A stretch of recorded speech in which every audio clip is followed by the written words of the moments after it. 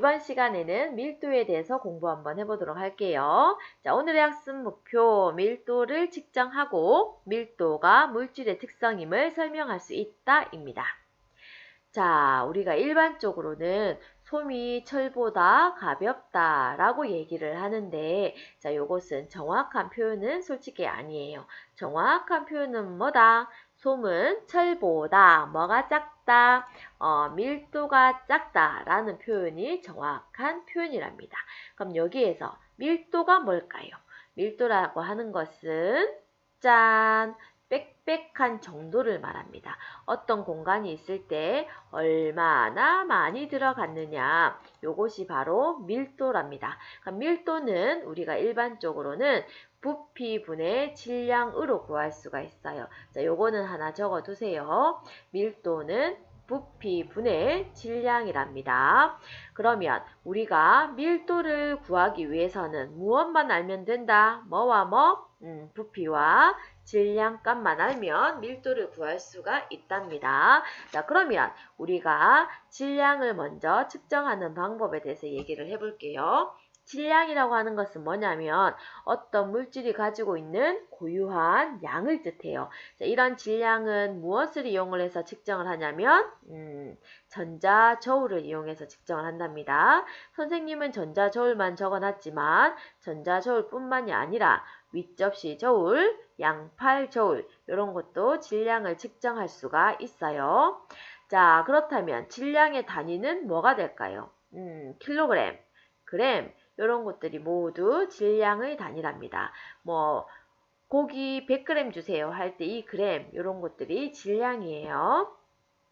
자, 그러면 두 번째, 또 부피를 측정을 해야 되죠. 자, 근데 일반적으로 수학 시간에 배웠답니다. 부피를 구하는 공식은 가로 곱하기, 세로 곱하기, 높이. 자, 근데 이런 경우는 모양이 일정할 때만 공식을 쓸 수가 있어요. 하지만 우리 주변에는 모양이 일정하지 않은 사물들이 훨씬 더 많답니다. 그럼 예를 들어 가지고 액체의 경우에는 모양이 일정하지 않지요. 이럴 경우에는 공식을 쓸 수가 없고 실험 도구를 이용을 해야 되는데 이때 사용하는 실험 도구가 눈금 실린더예요. 자, 눈금 실린더는 어떻게 생겼냐면 짜잔! 자, 요렇게 길다란 유리병에 눈금이 그어져 있답니다. 이게 바로 눈금 실린더예요.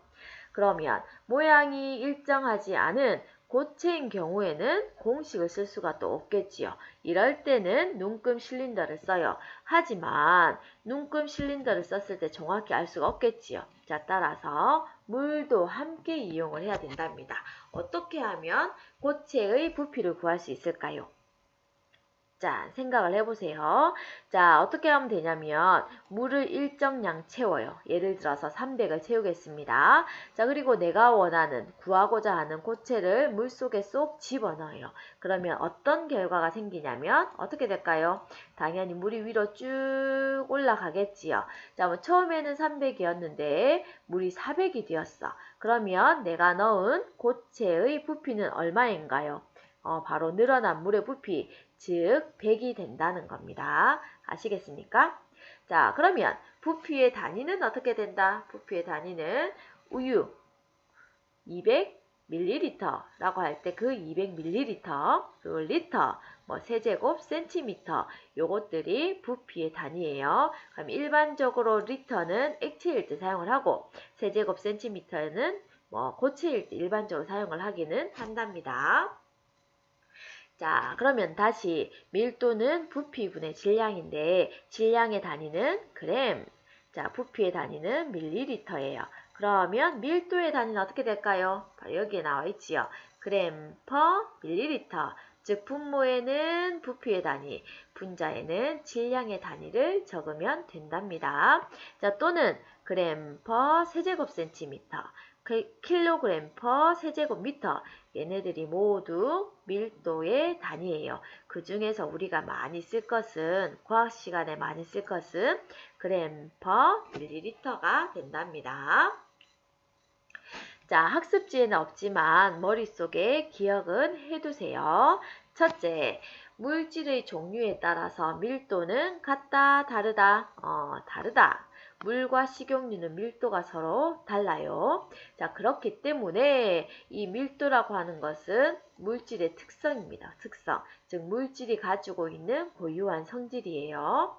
자, 세 번째, 일반적으로 밀도가 크다라는 말의 의미는 무겁다라는 의미예요. 자, 그러면 밀도가 작다는 것은 당연히 가볍다라는 표현이겠지요. 그럼 지금까지 우리가 밀도에 대해서 공부를 했는데 얼마나 잘했는지 문제를 통해서 확인하도록 하겠습니다. 자, 첫 번째, O일까요? X일까요? 요것은 O가 되겠지요.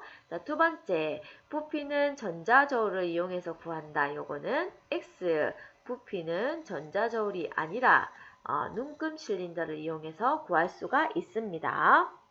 자, 세 번째, 질량의 단위는 밀리리터이다. 밀리리터는 부피의 단위가 되겠지요. 자, 마지막, 밀도는 물질에 따라서 다르다.